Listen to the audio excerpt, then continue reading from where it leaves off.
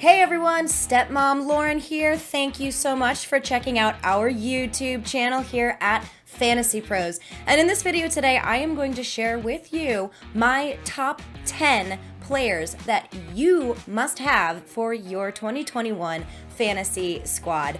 Now, I'm not going to do the top 5 or 6, those ones are kind of obvious, but I am going to target 10 other guys that you should be looking to draft this season. Number 10, Ryan Tannehill. There have been just 4 quarterbacks to throw 55 or more touchdowns and 15 or fewer interceptions over the past 2 seasons combined, and only 2 of them also had 10 or more rushing scores. Ryan Tannehill may not be the most exciting quarterback option in fantasy, but it's hard to argue with these results. And as the 11th passer coming off the board on average, he offers an incredibly high floor and ceiling for anyone who waits at the quarterback position. Number 9, DIONTAE Johnson. Why is this guy still being drafted outside the top 20 at his position? Johnson saw the 6th most targets last season despite missing a game, and sure, he dropped a ton of balls, but that metric is one of the least predictive in football.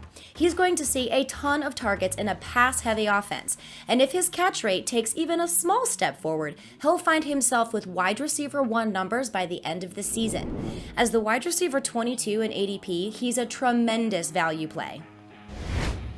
Number 8, Najee Harris. Let's stick with the Steelers here and tab Najee Harris as another must-have player for this season. Harris goes from being the latest star running back at Alabama right into a 3-down role with the Steelers, and his pass-catching potential gives him added value ahead of other elite running backs who won't see his target volume. There's little risk with Harris outside of injury, and that high-floor, high-ceiling combination makes him a potential steal as the RB11 in ADP in half PPR formats. Number 7, Darren Waller. Let's be honest, it's going to take guts to snag Travis Kelce in your 2021 fantasy drafts, given his first-round ADP. But if you're picking early in your draft, you have no shot at him at all. And that might actually work in your favor if you opt for Waller instead. He's not far behind Kelce in terms of talent and opportunity, and is going early in the 3rd round of drafts. Snagging Waller at or near the 2-3 turn is the kind of move that might very well win you a title. Number 6, A.J. Brown. There's a run on wide receivers at the back end of the 2nd round of most 12-team redraft leagues, and I'm here to stump for Brown as the best of that bunch. Brown was a force last season, finishing 2nd in fantasy points per route run and 6th in fantasy points per target. And while some are seeing the arrival of Julio Jones as a problem, I don't. If anything, Brown will see easier defensive assignments on a regular basis, allowing him to improve across the board on his 2020 numbers. Number 5, Austin Ekeler. We here at Fantasy Pros apologize for contributing to the Austin Ekeler helium, and for doing it again right now.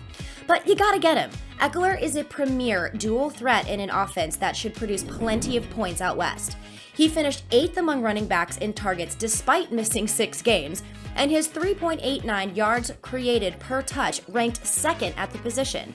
A full season of Ekeler, or even something close to it, should translate to a guaranteed top 5 finish at running back. Number 4, Matthew Stafford. Call it the Motown factor, but Stafford is being taken as the 10th quarterback off the board in redraft formats, and that's just too low with his new home in Los Angeles.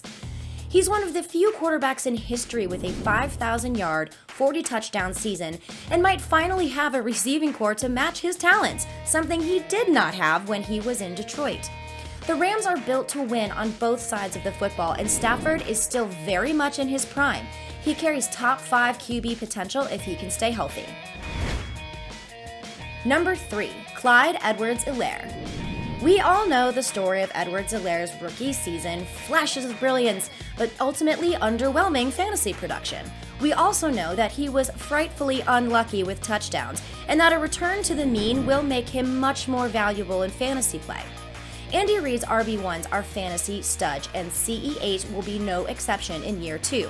Look for a major step forward, particularly in the red zone, and don't be surprised to see Edwards-Helaire finish as a top 3 running back in all fantasy formats. Number 2, Terry McLaurin. Uncertainty surrounding the Washington football team offense will undoubtedly scare people off of making McLaurin their wide receiver 1. But he's a dynamic pick as a number 2 receiver. McLaurin overcame quarterback and team turmoil last year to finish as the wide receiver 19 despite missing a pair of games. Having Ryan Fitzpatrick under center, at least to start the season, can only help McLaurin, who is supremely talented and should see a ton of targets in what should be an improved Washington offense. Number 1, Damien Harris. Damien Harris has gone from fantasy afterthought to potential league winner thanks to 2 key developments: the naming of Mac Jones as the starting quarterback after Cam Newton was released, and the Sony Michel trade. Harris should undoubtedly see a ton more red zone work with Jones under center instead of Newton, and the trade of Michel to the Rams eliminates the biggest threat to Harris's overall workload. He is a star in the Rising, and so is his ADP, so don't miss out. And there you have it. Those are my top 10 must-have players for 2021. And don't forget to subscribe to our channel here at Fantasy Pros if you have already done so. Thank you very much. Also, don't forget to follow us on social media at Fantasy Pros on Twitter, Instagram, Facebook, so you don't miss out on any of the content that we're putting out all year long.